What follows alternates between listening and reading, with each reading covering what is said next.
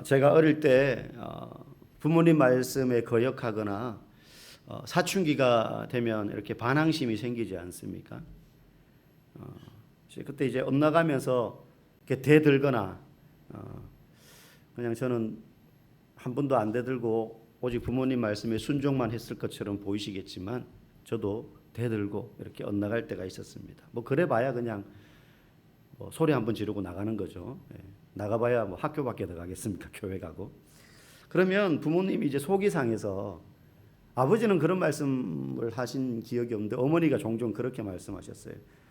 아이고, 저놈의 자식 힘들게 키워봐야 다 소용없다. 그렇게 키워봤자 키운 고마움을 알겠나?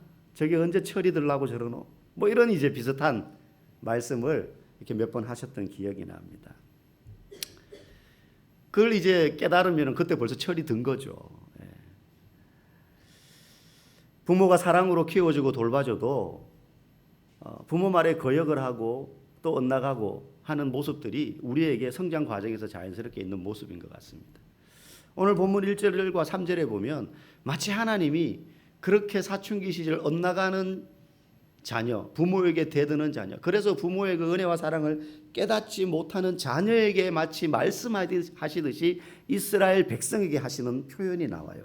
1절에 보면 이렇게 시작을 합니다. 이스라엘이 어렸을 때에 내가 사랑하여 내 아들을 애굽에서 불러냈거늘. 이제 이스라엘이라는 민족을 이제 한 사람처럼 비유한 거죠. 이스라엘이 어렸을 때, 아무것도 모를 때, 실제 그들이 애굽에서 모세에 의하여서 사명을 받은 모세가 이스라엘 백성들을 불러낼 때 이스라엘 백성들은 하나님에 대해서 몰랐습니다.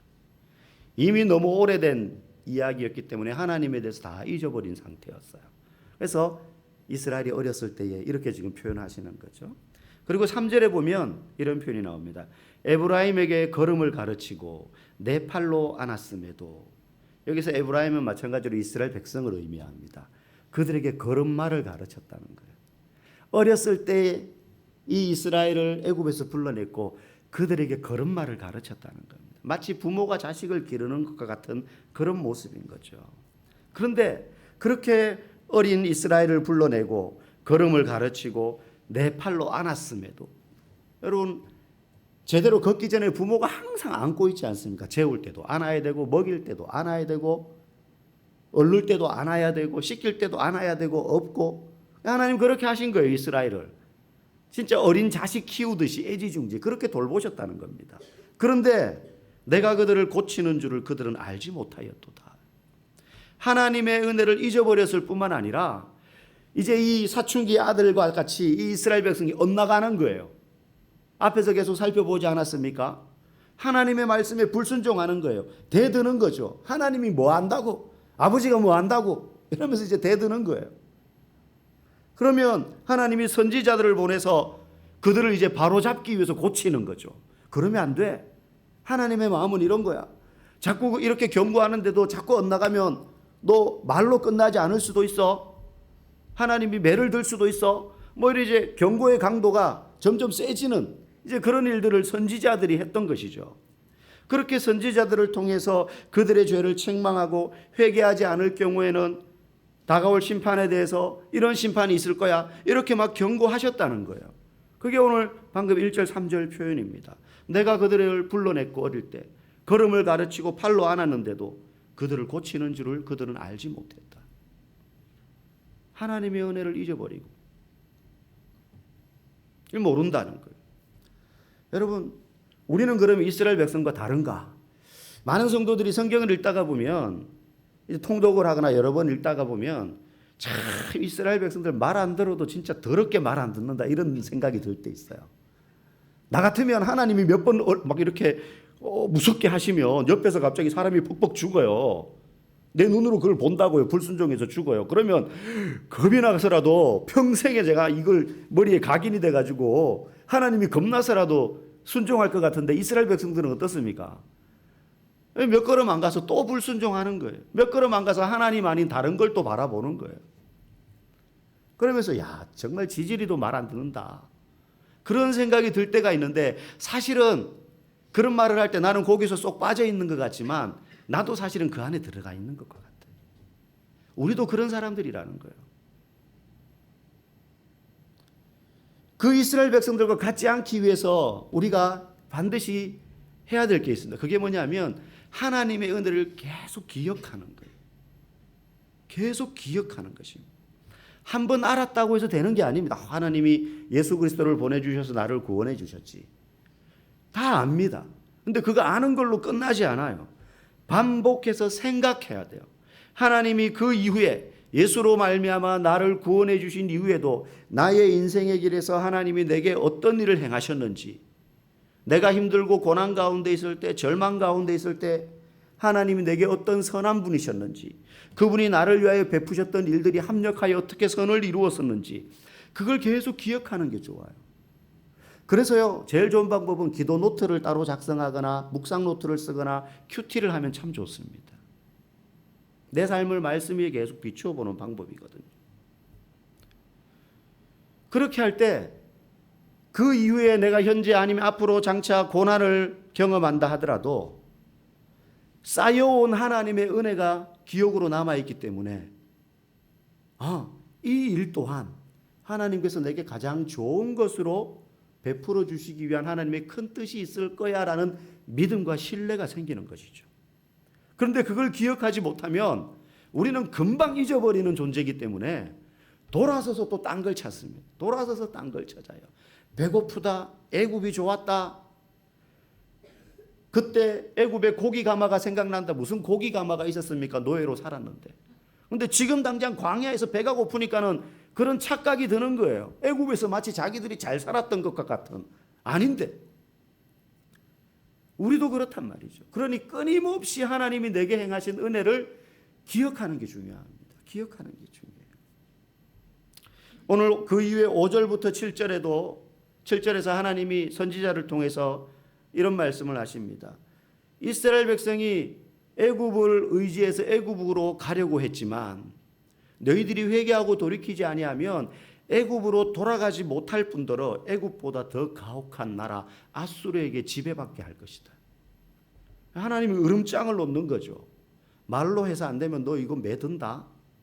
사람 막대기와 인생 채찍으로 훈계하시는 하나님. 매를 든다는 거예요. 그런데 오늘 본문은 그걸로 끝나지 않습니다. 만약에 그걸로 끝나면 무서운 하나님이기만 할 겁니다. 오늘 말씀의 제목이 불타는 사랑입니다. 오늘 본문에는 그런 단어는 나오지 않아요. 불 붙는 듯한 긍휼 이런 표현은 나옵니다. 근데 이걸 좀 바꿨어요. 불타는 사랑. 누구의? 하나님의 우리를 향한 불타는 사랑입니다. 그렇게 으름장을 놓으시지만 8절에 하나님이 이렇게 말씀하세요. 우리 같이 앞에 보시고 읽어보겠습니다. 시작. 에브라임이여 내가 어찌 너를 놓겠느냐. 이스라엘이여 내가 어찌 너를 버리겠느냐. 내가 어찌 너를 아드마같이 놓겠느냐. 어찌 너를 스보임같이 두겠느냐. 내 마음이 내 속에서 돌이키어 나의 긍휼이 온전히 불붙듯 하도다. 나의 긍휼이 온전히 불붙듯 하도다. 여기 나오는 도시 이름 있죠. 내가 어찌 너를 아드마, 여기 사람 이름이 아니라 도시 이름입니다. 아드마같이 놓겠느냐. 어찌 너를 스보임같이 두겠느냐. 이 아드마와 스보임은 신명기 29장에 보면 나와요. 창세기에 보면 하나님께서 소돔과 고모라 두 도시를 불과 유황으로 멸망시키지 않습니까? 근데 거기에는 소돔과 고모라 두 도시만 나오지만 신명기 29장에 보면 그때 소돔과 고모라가 멸망할 때 바로 그 곁에 붙어 있었던 작은 두 도시가 나오는데 그 두 도시가 이 아드마와 스보임이었다라고 신명기 29장에 기록하고 있어요. 그 두 도시를 말해요. 그 아드마와 스보임이 같이 소돔과 고모라가 불과 유황에 불탈 때 같이 멸망한 도시처럼 내가 너희들이 망하도록 그냥 내버려 두지 않겠다는 거예요.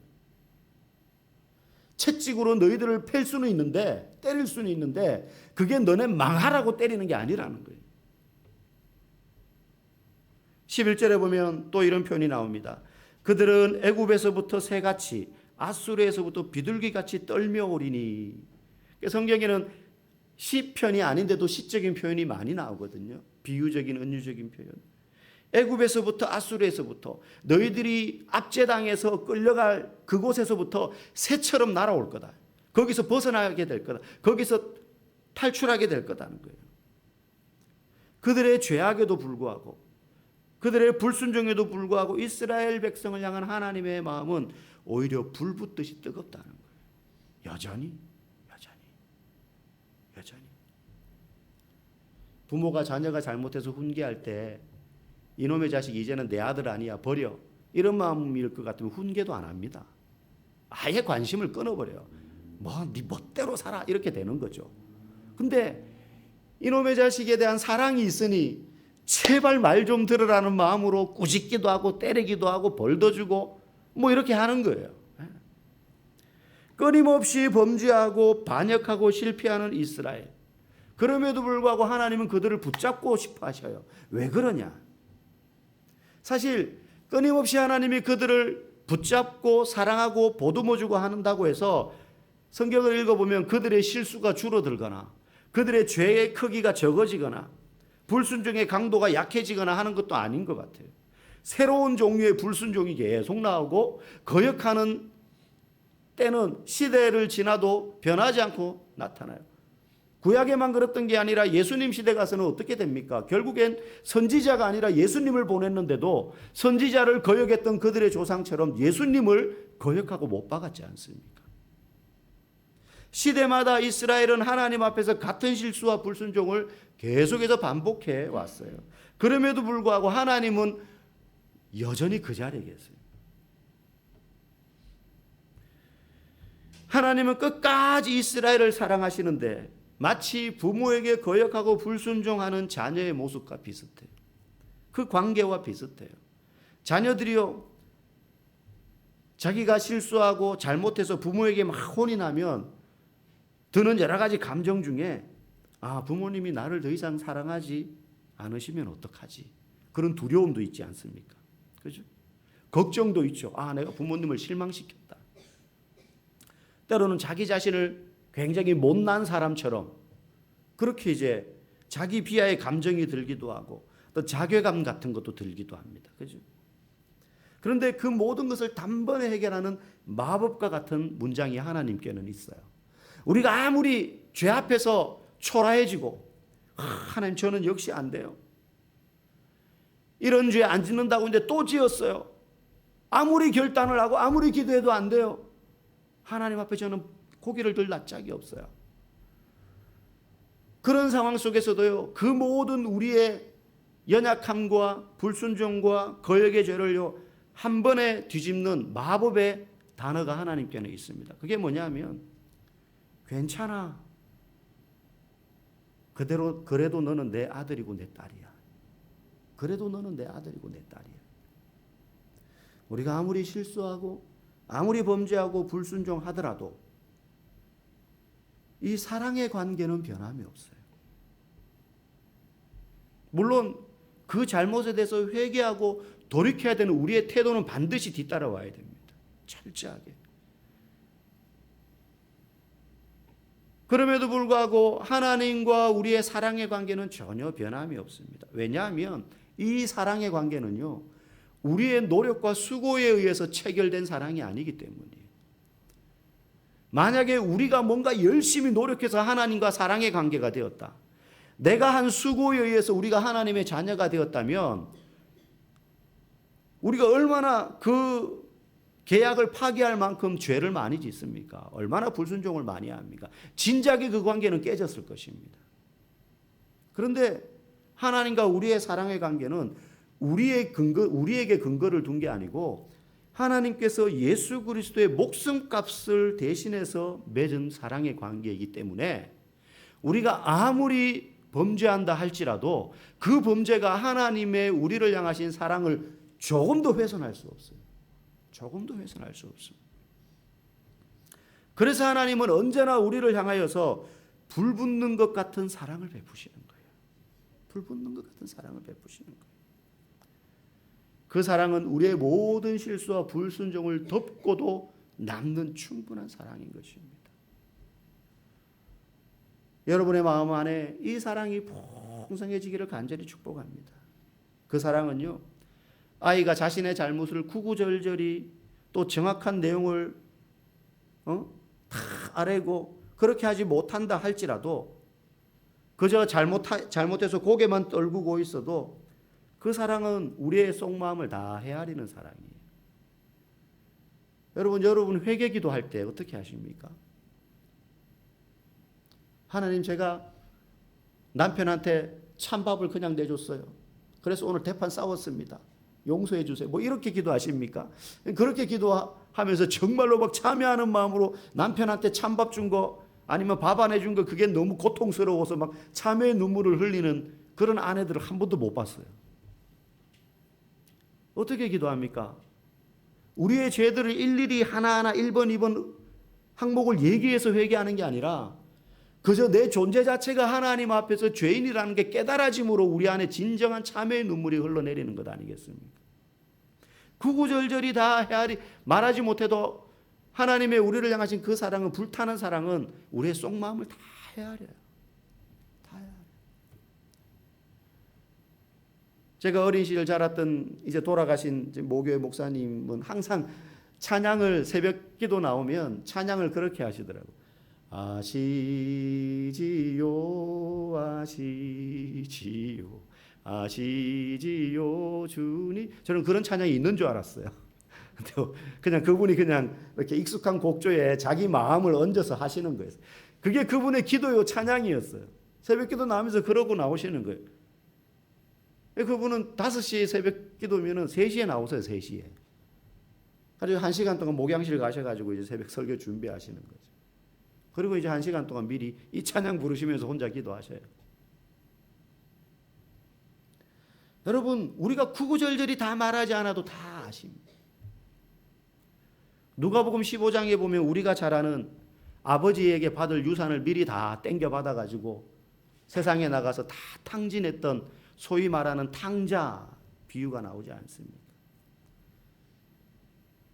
이제 그 아들이 재산 다 탕진하고 완전히 거지꼴이 돼가지고 아버지한테 돌아오는데 아버지를 만나면서 그 아들이 21절에 보면 이렇게 말합니다. 아들이 이르되 아버지, 내가 하늘과 아버지께 죄를 지었사오니 지금부터는 아버지의 아들이라 일컬음을 감당하지 못하겠나이다. 딱 이렇게만 얘기해요. 얼마나 읊을 죄가 많겠습니까? 나가서 자기가 돈 갖고 돈 쓰면서 저지른 잘못들 허랑방탕하게 썼다 그러지 않습니까? 돈으로 할 수 있는 모든 쾌락과 즐거움을 다 누린 거, 그거 다 죄잖아요. 이 아들을 기다리는 아버지가 이 비유 속에는 아버지로 등장하지만 사실은 예수님의 그 비유에는 하나님 아버지를 말하는 것 아니겠어요? 이 탕자가 우리잖아요. 그럼 우리가 이 아들의 입장이면 회개하면 어떻게 회개해야 됩니까? 구구절절히 1번부터 99번, 100번까지 그 돈 가지고 세상에 나가서 지은 죄, 쾌락에 빠져서 허우적댔던 거 다 고백해야 되잖아요. 근데 이 아들이 그렇게 기도하지 않습니다. 그저 내가 하늘과 아버지께 죄를 지었사오니. 더 이상의 자세한 설명도 없어요. 밤새 자신의 잘못을 다 읊어도 쉬운 찬을판에 아버지의 반응이 더 놀랍습니다. 아버지는요, 그 얘기조차 들었는지 안 들었는지 몰라요. 아마 아들의 그 기도, 그 고백이 귀에도 안 들어왔던 것 같아요. 당장 종들에게 명령합니다. 아이고 그래 아들아 얼마나 괜찮아 그런 말도 없어요. 종들에게 말합니다. 얘들아, 우리 집에서 가장 좋은 옷으로 당장 입히고 손에 가락지를 끼우고 발에 신을 신겨라. 이건 이 아들의 마음은 내가 이제 아버지 집에 가서 종으로라도 받아주면 내가 먹고는 안 살겠나. 차마 아들의 신분이 되고자 하는 그런 면목은 없다라는 마음으로 왔는데 아버지는 이 아들의 신분을 다시 아들로 회복시켜주는 장면이에요. 우리 집에서 가장 좋은 옷을 입히고 손에 가락지를 끼고 발에 신을 신겨라. 아마 이 아들은 맨발이었던가 봐요. 아니면 다 떨어진 신 신고 있든지. 얼마나 몰골이 그냥 그랬겠습니까? 그리고 잔치를 베풀었습니다. 이게 아버지의 불타는 사랑이에요. 아들의 상태와 상관없어요. 우리는 그런 사랑을 받은 사람들입니다. 다 실수가 있고 다 허물이 있고 다 연약함이 있습니다. 하지만 우리는 두렵지 않습니다. 사탄은 우리가 이런 실수가 있으면, 이런 잘못과 허물이 있으면 참 사탄의 방법은 교묘합니다. 가만히 보면요, 내가 실수하면 내 마음에 어떤 정죄의 씨앗을 심어주기보다요, 내 옆에 나를 잘 아는 누군가의 입술에 정죄의 씨앗을 심어줍니다. 그래서 그 사람으로 하여금 나를 비난하게 만들어요. 그러면 공동체가 깨지는 거예요. 사탄은 나는 안 돼. 나는 역시 이 정도 수준밖에 안 돼. 기도해봤자 안 돼. 그럴 때요, 내 옆에 있는 사람에게 그런 마음을 딱 부어줘가지고 공격하게 만들어요. 참소하게 하는 거죠. 우리의 죄와 실수를 꼬투리 삼아서 사탄이 아무리 우리를 참소해도요, 우리가 두렵지 않은 이유가 바로 아버지 하나님의 불타는 사랑. 나는 나를 봐도 초라하지만 하나님은 우리를 그렇게 보시지 않습니다. 아버지 잘못했어요. 제가 나가서요. 사실은 아버지 돈 땡겨가지고요. 나가서 술 마시고 여자랑 놀고요. 그냥 내 몸을 막 그냥 지저분한 데 뒹굴면서 아무렇게나 살아서 그런 말 안 해도요. 아버지는요. 됐어. 너는 여전히 내 아들이야. 그때나 지금이나 똑같아. 여전히 내 아들이야. 그러니 아버지가 이제나 그제나 이 아들이 올까봐 밖에 나가서 기다리고 섰던 것 아니겠습니까? 아버지의 불타는 사랑은 사탄의 참소로 꺼지지 않습니다. 그러므로 우리 앞에 뭐가 있습니까? 오로지 감사와 감격, 그리고 자원하여 아버지 앞에 헌신하고자 하는 뜨거운 마음, 그것만이 우리 앞에 놓여 있을 뿐입니다. 하나님 아버지의 불타는 사랑이 오늘도 우리 모든 성도들의 마음 가운데 정말로 뜨겁게 흘러 넘칠 수 있기를 주님의 이름으로 간절히 축복합니다.